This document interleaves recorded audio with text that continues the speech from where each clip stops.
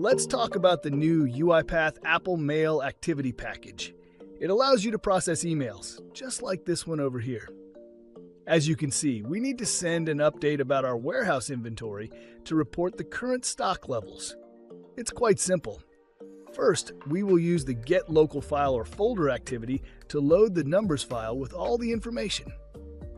Then, we will fetch all the available email accounts to find the one we need.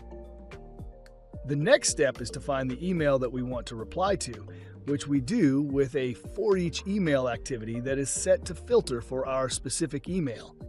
We can edit our precise filter via the filter property of the For Each Email activity. In this case, we will want to process emails that contain specific words in the subject, Inventory Update Required. The last step is to use the Send Email activity to send our email.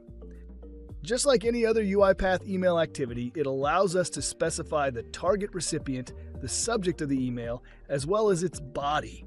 We will also attach our numbers file to the email to fulfill the request.